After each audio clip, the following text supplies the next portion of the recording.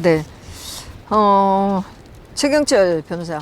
변호인이 두 분이에요. 네. 한 분은 그전에 조선일보 쪽하고 일을 많이 하셨던 그 형사재판, 이런 명예훼손건을 많이 다뤘던 신문사 쪽에서 일을 하셨으니까, 당연히 명예훼손 이런 건이 많았겠죠. 그래서 그쪽에, 베테랑이신 변호사님이 하셨고, 그분의 그 변론도 제가 잘, 말씀을 못 드렸었는데, 좋았었고, 그 다음에 김경철 변호사가 말도 빨랐고, 사실 오늘 이렇게 바로 재판이 끝날 줄은 생각도 못 했는데, 해도 요번 아니고 다음 한 번 더 있거나 이렇게 했을 거라 생각했는데, 하여튼, 변론까지 다 준비를 해갖고 오셨어요. 예, 변호사들이. 그래서, 두 번째 변호사님이 한 글을 제가 읽어 드리도록 하겠습니다. 본 변호인이 유튜브 방송 구독자로서, 피고인을 알게 된 지도 2년이 넘은 시간이 흘렀습니다. 제가 이렇게 피고인의 형사사건에서 최후 변론을 하는 것도 변화무쌍한 혼돈의 시대를 함께하는 운명의 한 장면이라 여기십니다. 사실 저도 이걸 들으면서 처음부터 근데 목소리가 이렇게 커지던데 마스크를 하니까 제대로 안 들렸어요. 분명히 감동적인 얘기이긴 한데 제대로 받아들이지 못했는데, 변호사가 개인적인 얘기를 하면서 하나보다 이렇게 했는데 제대로 못 알아들었어요. 네. 제가 이렇게 피고인의 형사사건에서 최후 변론을 하는 것도 변화무쌍한 혼돈의 시대를 함께하는 운명의 한 장면이라 여겨집니다. 옛 경전에 어떤 것은 믿음으로 완전히 받아들여지고 좋아하지만 그것이 비고 공허하고 거짓일 수도 있고, 어떤 것은 잘 믿어지지 않고 좋아하지 않지만 그것이 사실이고 진실이고 바른 것이기도 하지라는 구절이 있습니다. 본 변호인은 대부분의 언론과 제도권이 외면하고 있는 박근혜 대통령에 대한 탄핵 사건의 진실 또한 이러한 경우에 해당한다고 생각합니다. 헌법재판소가 박근혜 대통령에 대하여 탄핵을 인용한 결정을 한 지 3년 6개월 남짓한 세월이 흘렀습니다. 현행 우리 헌법의 핵심적 가치의 관점에서 그 세월 동안 변화된 우리 사회의 실제 모습을 정직하게 직시한다면 박근혜 대통령을 파면함으로써 얻는 헌법소의 이익이 더 크다는 헌법재판소의 판시 근거가 비고 흥하고 거짓이라는 것을 간파하는 국민들이 점점 더 많아질 것이라고 생각하고 있습니다. 제가 막 혼동을 했는데 처음에 변호사하고 두 번째 변호사건하고 혼동을 했습니다. 죄송합니다. 이 사건은 오종창이라는 한 60대 초반 은퇴 기자가 박근혜 대통령에 대한 탄핵 사태가 불거질 무렵부터 집회 현장과 사건 현장을 오가며 체득한 현장 경험, 주 3회, 4회 강행군으로 진행된 공판 과정 동안 법정을 줄곧 지키면서 경험한 내용, 가적 노력 끝에 확보한 재판 자료를 토대로 사건의 실체를 추적하며 취재한 내용, 관련자들의 각종 인터뷰와 출간된 책들을 일일이 확인해 가면서 본인의 직업적 양심에 따라 취재한 내용을 유튜브 구독자에게 알리는 과정에서 일어난 사건입니다. 문제된 2018년 3월 1일 촬영된 방송 내용과 전후에 방영된 방송 내용들을 있는 그대로 시청하신다면 문제된 방송 내용에 비록 성급한 면이 있다고 하더라도 특정인을 비방할 의도로 확정된 허위 사실을 적시한 것이 아님을 확인할 수 있을 것입니다. 방송이 나간 후 1년 가까이 지난 시점에 현직 청와대 민정수석 비서관이었던 고소인이 방송 내용의 정정이나 삭제 등에 관한 어떠한 요구나 조치도 시도하지 아니한 채 방송 내용을 있는 그대로가 아닌 제보받은 내용 그 자체의 사실 여부로 치안한 다음 이를 형사처벌의 대상으로 삼아 고소를 하였고, 그렇게 취한한 내용으로 수사가 이루어지고 그 내용이 원심 판결에까지 이어졌습니다. 피고인은 20년 이상 일선 취재 현장을 누빈 현장 기자로서 본인에 대한 불이익보다 취재원의 보호를 더 중시하는 원칙에 충실한 기자입니다. 그리고 피고인의 유튜브 방송을 시청하는 구독자들 대부분이 박근혜 대통령에 대한 제도권의 탄핵이 불법이고 부당하다는 데에 뜻을 같이 하는 평범한 시민들입니다.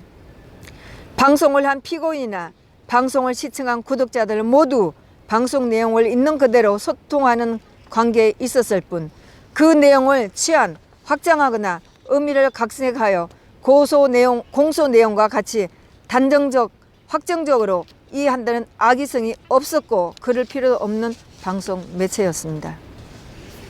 우리 모두 각자 자신의 진실감과 정의감에 입각하여 박근혜 대통령에 대한 탄핵 사건을 바라볼 자유가 있고 이를 표현할 자유가 있습니다. 자유민주주의 헌법 하에서 헌법재판소가 내린 결정이나 법원의 재판 과정이 비판과 토론의 대상이 되는 것은 너무나 당연합니다. 박근혜 대통령을 지지하는 국민들에게 피고인의 유튜브 방송은 박근혜 대통령 사건에 대한 정보를 얻고 뜻을 같이 하는 사람들끼리 소통할 수 있는 몇 안 되는 숨쉴 공간이었습니다. 그의 모든 언론 매체가 박근혜 대통령에 대한 인격 살인적인 허위 기사들을 쏟아낼 때 피고인은 자신의 직업적 양심에 따라 현장을 확인하고 기사의 출처를 추적해가며 뭔가 대단히 잘못되었음을 자각하고 진실을 찾아 나선 참 언론인입니다. 아우, 이 말할 때 제가 또 울컥하더라고요. 참 언론인. 이거는 우리 공화당에서 오정찬 기자가 구속이 됐을 때 성명서를 발표했을 때 그때 나온 얘기죠. 오정찬 기자가 참 언론인이었었다. 네, 참 좋은 말이었었죠. 열악한 환경에서 외롭고 험한 여정을 걸으면서도 언론인으로서 지켜야 할 자세를 잃지 않았고 이 사건 재판이 진행되는 동안에도 치정원에 대한 관계에서 언론인으로서의 도리를 저버리지 않았습니다. 피고인이 방송을 하게 된 동기, 매체의 특성과 시청자들과의 소통 관계, 전체적인 방송 내용 등을 종합적으로 고려하지 않고 2018년 3월 1일 촬영한 방송 내용 중 일부가 다소 성급하게 이루어졌다는 이유를 들어 방송한 내용 그 자체의 의미를 공소사실과 같이 취한하여 형사처벌의 대상으로 삼는 것은 우리 헌법이 보장하는 표현의 자유를 대단히 제약하는 처사라 여깁니다. 더구나 원심 판결과 같은 이유로 피고인에 대하여 징역형을 선택하여 신체의 자유까지 박탈하는 것은 진실과 정의의 관점을 달리하는 국민들에 대하여 현재 운영되는 형사사법제도가 이중적 잣대로 적용될 수 있음을 공표하여 표현의 자유를 더욱 심각하게 제약하게 되는 결과로 기결될 우려가 있다 할 것입니다.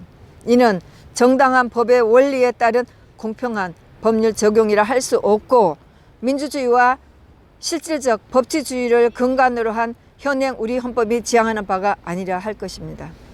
모쪼록 항소심 재판부에서 맑고 밝은 지혜로 사건의 본질과 내막을 명확하게 통찰하시어 혼돈의 시대를 용기 있게 맞선 희유한 언론인인 피고인의 진정성과 전체적인 방송 취지를 감안한 법리적 평가를 통해 원심 판결을 파기하고 피고인에 대하여 무죄를 선고하여 주시기를 희망합니다. 네, 제가 김태수 변호사님하고 김경철 변호사님하고 구별 안 하고 막 적으면서 아까 법원 분위기를 말하면서 올렸네요. 아마 이 변론 취지가 오늘 재판의 주 내용일 것 같아서 이거를 먼저 올리고 제가 법정 분위기를 해서 올린 건 또 방송이 좀 길어졌네요. 그것을 올리지 않을지는 생각을 해보겠습니다. 네, 하여튼 뭐 우리가 봤던 그 변호사님이세요. 집회에서 많이 봤던 그분인데 다행스럽게 우 기자님께 도움을 많이 주시고 또 오늘 법원에 나와서 변론을 해줘서 굉장히 고맙죠. 사실 뭐 대통령도 그렇고 우리 쪽 편들어주는 분들이 많이 없잖아요. 우 기자 사건도 그렇고 그런데 이분들이 나오셔서 아주 용감하게 소신껏 발언을 해주셔서 우리가 참 힘을 얻습니다. 더구나 어제 말씀드렸던 자성희 이사장님이 나오셔서 좌파들이 성행하는 이 마지막 해다. 이게 마지막에 왔다.